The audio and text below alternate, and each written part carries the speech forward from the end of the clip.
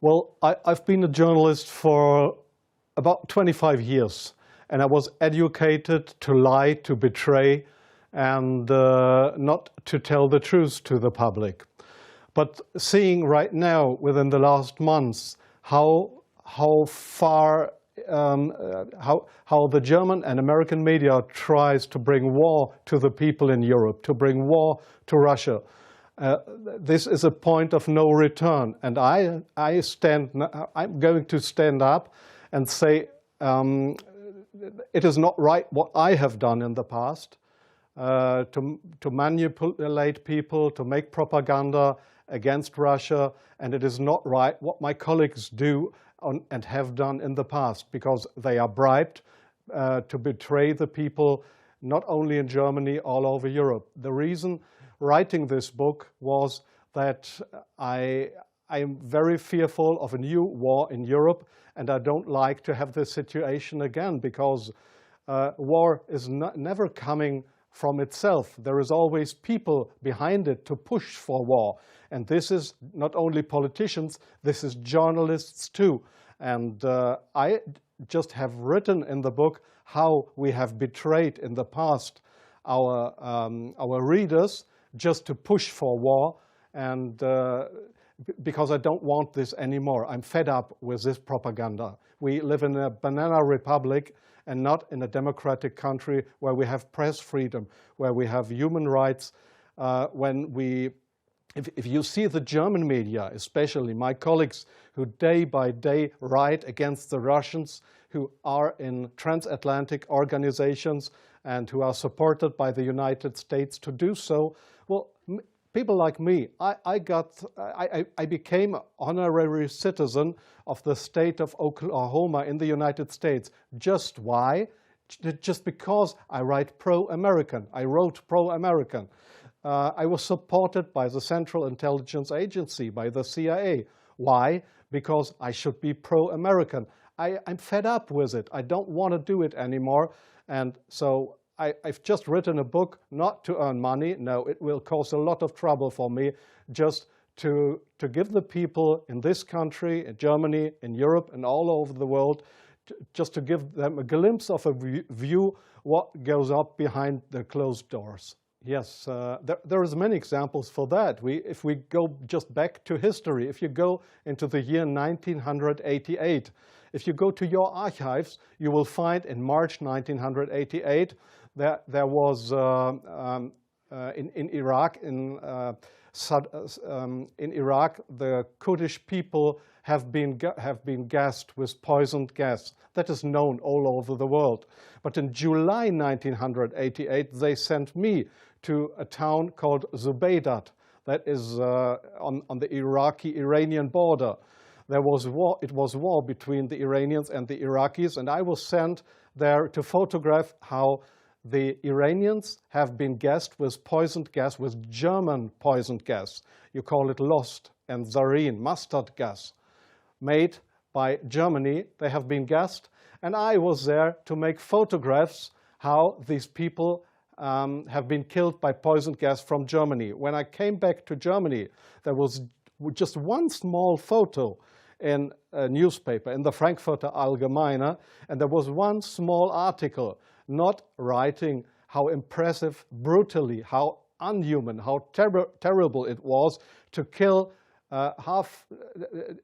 decades after the end of the Second World War, people with German poisoned gas. So this was a situation I feel misused for having been there and just to give a documentary what has been done, but not being allowed to cry out to the world what we have done behind closed doors. Up to today, it's not well known in the public that with German public gas, there have been hundreds or thousands of people gassed in this city of Zubaydat. Now, you ask, what have I done for intelligence agencies? So please see, most of the journalists you see in foreign countries, they claim to be journalists, and they might be journalists, European or American journalists, but many of them, like me in the past, are so-called non-official cover. That's what the Americans call that. I have been a non-official cover. Non-official cover means what? It means you too work for an intelligence agency. You help them if they want you to help them, but they will never, when you are locked, or when they find out that you are not only a journalist but a spy too, they will never say, "Oh, this was one of our guys." They will not know you. That means non-official cover.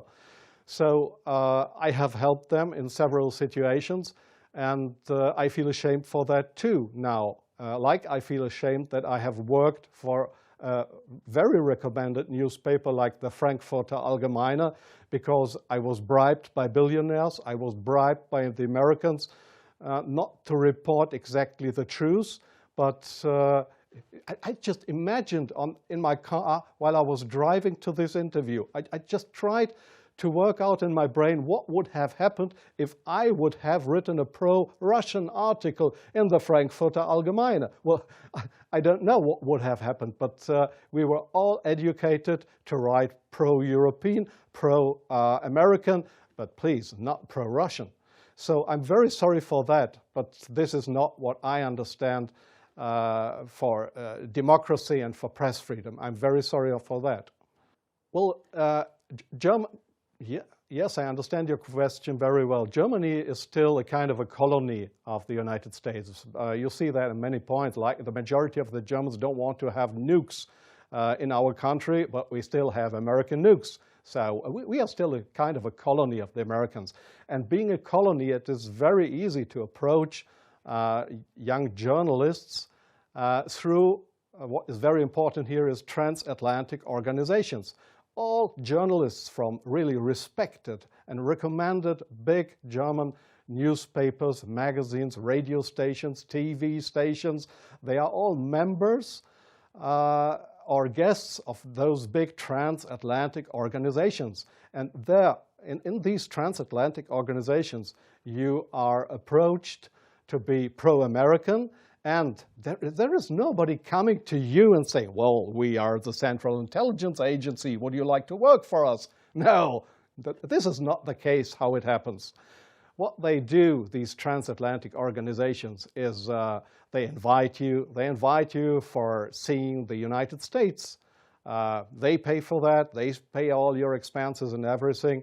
So you are bribed, you get more and more corrupt, because they make you good contacts.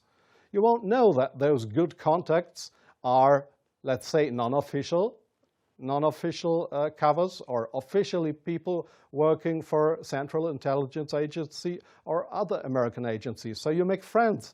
You think they are friends, and you cooperate with them. They ask you, well, could you do me this favor? Could you do me that favor? And so your brain more and more is brainwashed through these guys. And your question was, is this only the case with German journalists? No, I think it is especially the case with British journalists, because they have a much closer relationship. It is especially the case with Israelis, of course, with French journalists for a part, not that big as with German or with British journalists.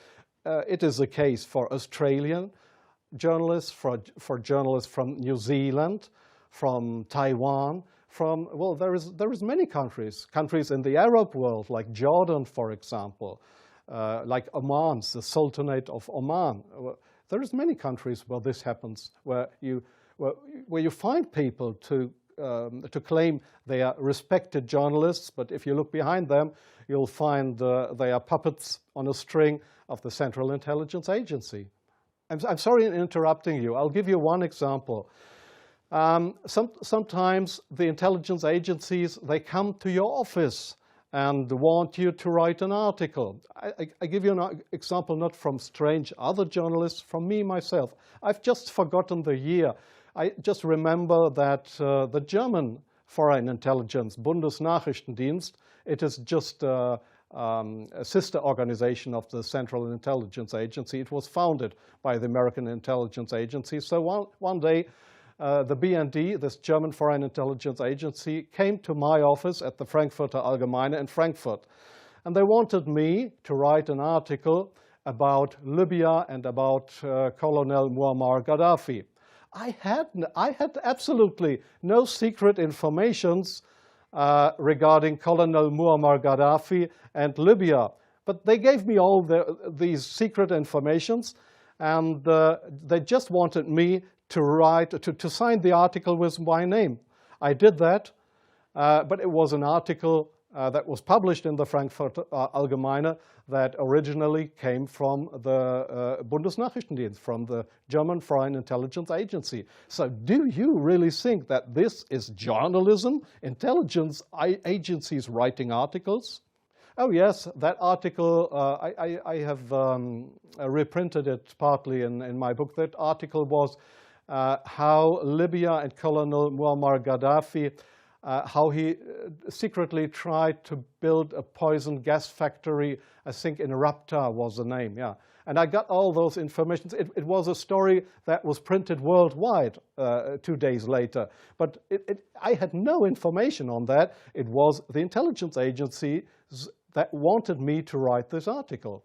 So, but this is not the way journalism should work, that intelligence agencies, that they decide what is printed and what not. If I say no, I give you an example from a very good example if you say no. Well, we have a rescue unit in Germany with helicopters for traffic accidents.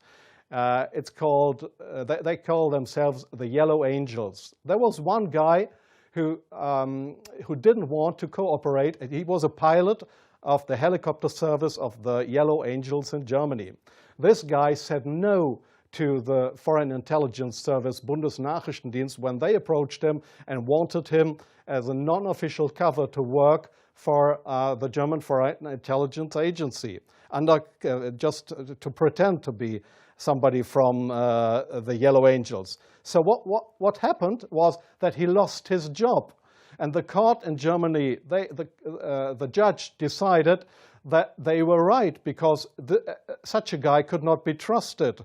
He was kicked off his job because he didn't cooperate with the Foreign Intelligence Service. So I knew what would happen if I would not cooperate with intelligence services. Well, I have had, let me say, 6 times my house was house searched because I was accused by the public prosecutor, the German public prosecutor.